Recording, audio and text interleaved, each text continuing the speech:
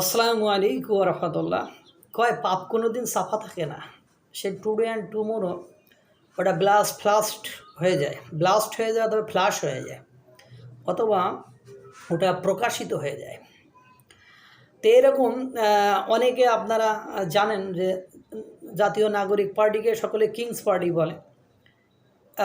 এর জন্য সরকারে একজন ছিলেন 7 মাস। কিংস পার্টি আত্মপ্রকাশ করার 1 সপ্তাহ আগে হয়তো বা সে পদত্যাগ করেছে। তাহলে ও তো জানতোই যে আমি কিংস এই পার্টি হবে, এই পার্টির জন্য কাজ করব। তাহলে কি সে ভেতরে ভেতরে সহায়তা করিনি? আসিফ মাহমুদ একজন, তারপরে মাহফুজ আলম একজন, এরা কি সাহায্য করে না? সে নয় সাহায্য করুক। এরপরে আমাদের আর একজন আছেন যে বিখ্যাত মুজিব প্রেমী, এখন অবশ্য জুলাই প্রেমী হয়ে গিয়েছেন, মুজিব প্রেমী থেকে আসিফ নজরুল স্যার। তিনি অবশ্য যত কথা বলেন তা অধিকাংশই সত্যের 30 সীমায়ও থাকে না, মানে সত্য তো দূরে থাক, সত্যের 30 সীমানায় থাকে না। আর তারপরেও উনি মুখ ফসকে এসে সত্য বলে ফেলেছেন। কি সত্য বলেছেন?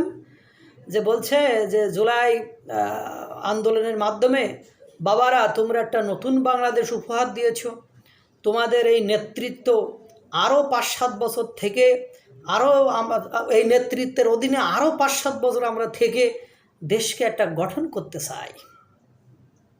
মানে বুঝতে পারছেন? তাহলে ওরা যদি নেতৃত্বে থাকে, এই জন্য এই সংস্কারের যে মূলা মানে ঝোলাই রাখছে আমাদের ওই বিএনপি আলারা, তো এটা বুঝতে পারতেছে। এটা না বোঝার কোনো কারণে এরা, আমরাও বুঝতে পারি বিভিন্ন সময় বিভিন্ন দিক থেকে আমরা এটা বুঝে থাকি বা কথা বলে থাকি, যারা নিয়মিত এগুলো অ্যানালাইসিস করি, এরা বুঝতে পারি যে এগুলো ওই যে আপনারা যতই বলেন না করে এই সংস্কারের মূলা ঝুলাইতে অনেক দূরে নিয়ে যাবে।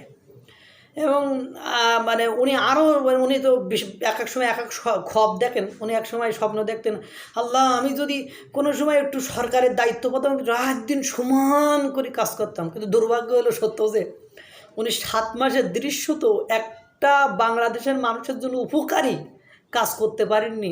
আমাদের ডক্টর আসিফ নজরুল স্যার কিছু কাজ করেছেন অবশ্য, কিছু কাজ যে 26 লক্ষ ভারতীয় বাংলাদেশে আছে, শেখ হাসিনার নামে ইন্টারপোল রেড অ্যালার্ট জারি করেছে, এই ধরনের কিছু ইনফরমেশন উনি দিয়েছেন, মানে যেগুলো সত্য নয়, সত্যর কাছাকাছিও নয়, সত্য 30 সীমানায়ও নেই।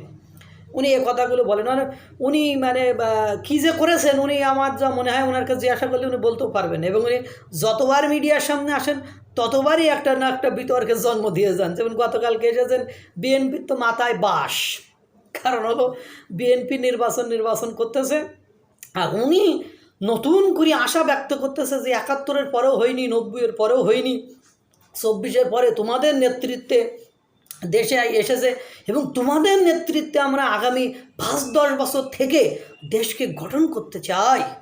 অর্থাৎ দেশের গঠন না দেশের মানে আর কি বলবো আমরা, যাই হোক আমার বলার কিছু নেই। ওই যে একটা গান ছিল, আমার বলার কিছু ছিল না।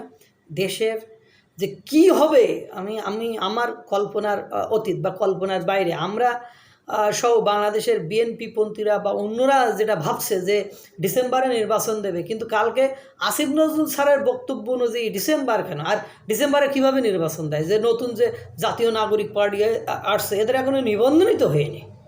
নিবন্ধন করলে না নির্বাচনে অংশগ্রহণ করতে পারবে। এবং নিবন্ধন করার জন্য যেসব অফিস আদালত বা যেসব ক্রাইটেরিয়াগুলো দরকার, সেগুলো তো আমরা কিছু দেখতেছি না। আর এদেরকে নির্বাচনের উপযুক্ত করার জন্য সরকার নির্বাচন ব্যবস্থাকে ডিলে করছে, এটাই নিয়ম।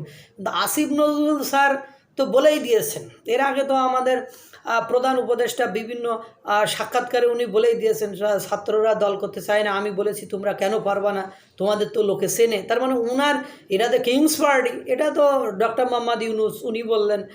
কালকে আমাদের ডক্টর আসিফ নজরুল স্যার যে খ্বব দেখেছেন বা যে স্বপ্ন দেখেছেন, সেই স্বপ্নটা তো উনি বলেই দিয়েছেন। সুতরাং বুঝতেই তো পারতেছেন ঘটনা কোন দিকে যাচ্ছে এবং ঘটনা কোন দিকে মোড় নিচ্ছে। আল্লাহ তাআলা বিএনপিকে এখন এই হতাশা থেকে বাঁচাক, এই দোয়া করি। এবং মানে এই অবস্থায় যদি চলতে থাকে, এখন তো ধর্ষণ, খুন, রাজধানী, চুরি, ডাকাতি বাড়তে আছে, ভবিষ্যতে না কি হয় আল্লাহই ভালো জানে।